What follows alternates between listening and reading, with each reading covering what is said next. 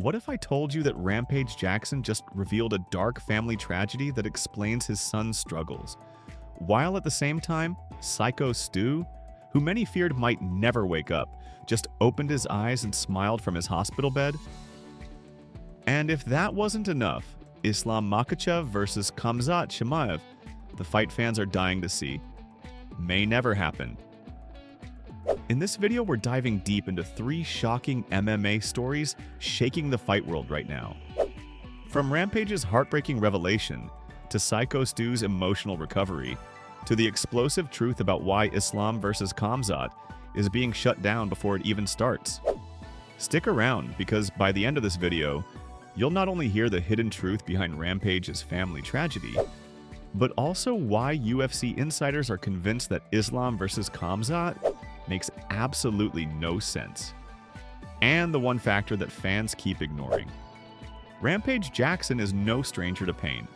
In his prime, he was known for knocking out legends, slamming opponents to the mat with raw power, and electrifying arenas with his wild charisma. Fans loved him not just for his fighting style, but for his personality. Unfiltered, often hilarious, sometimes controversial. But behind the bravado lies a story few ever imagined. In a recent livestream, Rampage dropped a bombshell. He revealed that his son Raja's mother was murdered. The words hung heavy in the air. This wasn't another story about training, business, or trash talk. This was raw, personal, and devastating. According to Rampage, Raja has never been the same since losing his mother. Her death wasn't just a tragic loss, it was a wound that never healed, shaping every part of Raja's life. Rampage described how his son's behavior began to change. Emotions spiraling, decisions clouded, a young man weighed down by grief, and for the first time, fans got a glimpse into why Raja has found himself in the headlines for all the wrong reasons. The internet's reaction was divided. Some fans praised Rampage for opening up, saying his honesty shed light on the hidden struggles families face. Others accused him of turning trauma into content. One user tweeted, "It's sad, but you don't need to tell the whole world. This isn't an excuse for violent behavior." Another blasted him for using a live stream to explain away Raja's mistakes. But to understand Rampage, you have to see the man beyond the fighter. Imagine carrying the weight of being a father, a celebrity, and a former champion, all while watching your son crumble under a pain you can't erase. For Rampage, speaking out might not have been about excuses. It may have been about finally admitting the truth, that even champions are powerless when tragedy strikes at home. This moment revealed something vital about MMA. Fighters may look invincible under the bright lights, but outside the cage, they're human. They hurt. They lose. And sometimes they share those wounds in ways that make fans uncomfortable because it reminds us all that no one escapes pain, not even legends.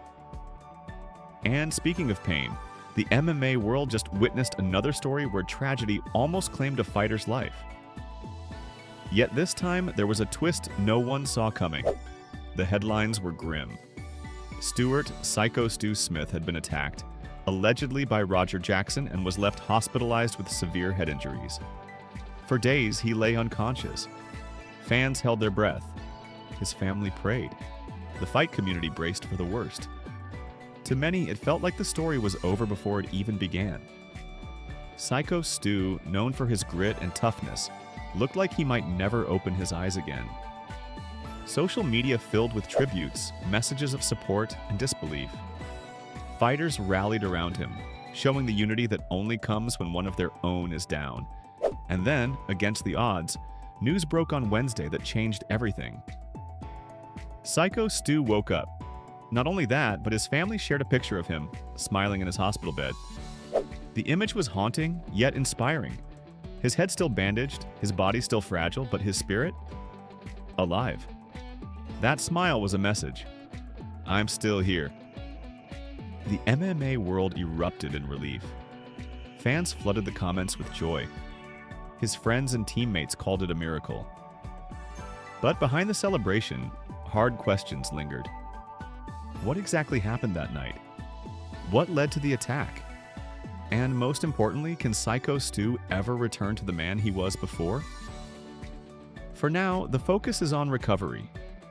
His journey back will be long and uncertain, but his smile reminded everyone why we love this sport. MMA isn't just about knockouts and titles, it's about resilience. About warriors who keep fighting, even when life hits harder than any opponent. And while fans rally around Stu, another fight is unfolding. Not in the cage, but in the world of speculation, strategy, and debate. A fight between fans' dreams and the harsh realities of the fight business.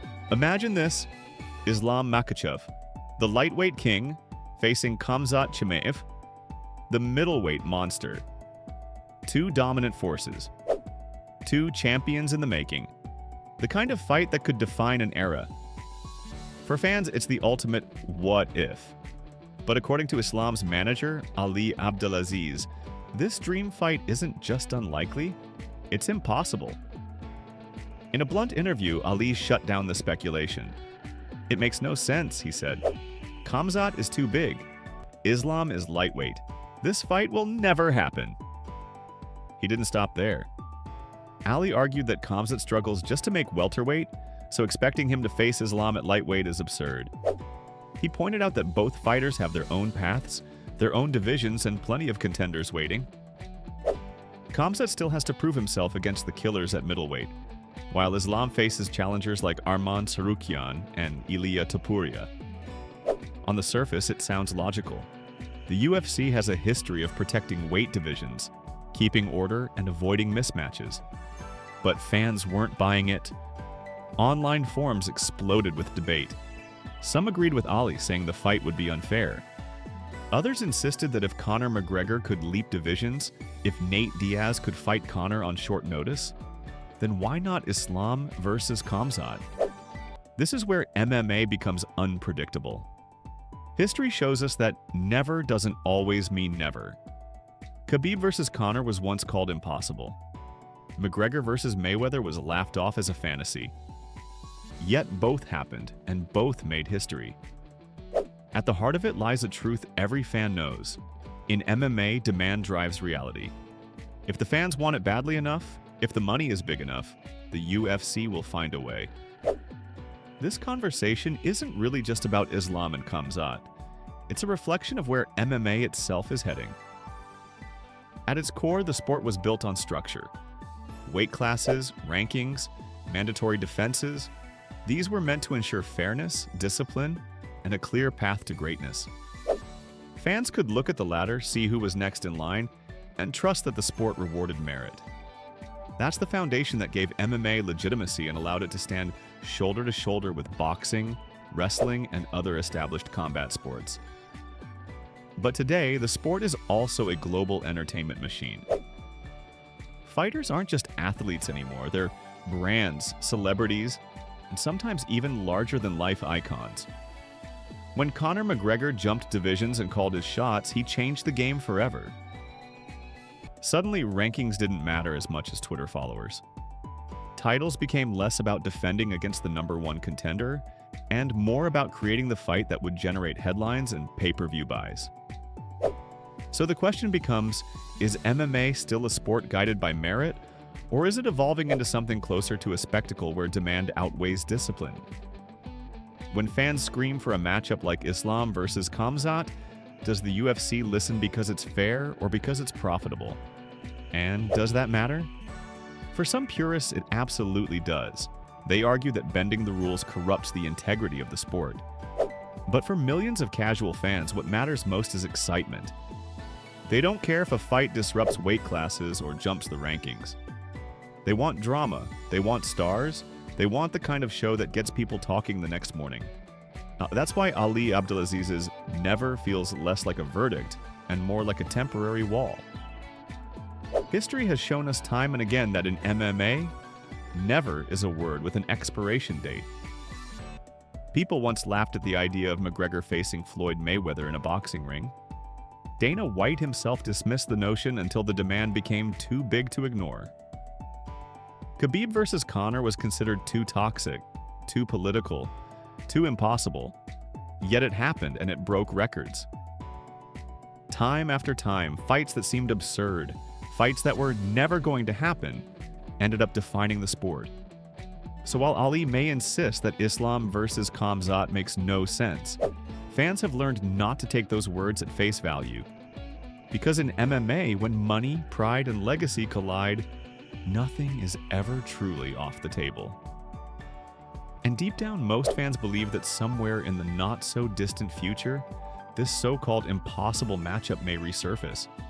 Not as a fantasy, but as the fight that once again proves MMA can bend its own rules when the world demands it. So what do we take from these three stories? Rampage Jackson's revelation reminds us that fighters are more than their highlight reels. Behind the knockouts and the glory are families, tragedies, and pain that shape who they are. His honesty may have divided fans, but it forced the MMA world to see him not as a legend, but as a father. Psycho Stu's recovery shows us the resilience that defines MMA. He's not just a fighter in the cage, he's a fighter in life. His smile from that hospital bed proves that even in the darkest moments, there's hope. And whether or not he ever competes again, he's already won the biggest fight of his career. And the Islam versus Khamzat debate? It's proof that in this sport, reality and fantasy are always colliding. Managers and insiders may say never, but fans know better. In MMA, never usually means not right now. And if history repeats itself, this so-called impossible fight might one day headline the biggest card the UFC has ever seen. Now I want to hear from you. Do you think Rampage was right to share such a personal story with the world? Will Psycho Stu's recovery take him back into the cage, or is his fighting career behind him? And most importantly, do you believe Islam versus Khamzat will ever actually happen? Or is Ali right that it makes no sense? Drop your thoughts in the comments, I'll be reading everyone. If you enjoyed this breakdown, hit that like button, subscribe, and turn on notifications so you never miss the stories shaping the fight world. Until next time, stay sharp, stay strong, and remember, in MMA, the fight is never just in the cage.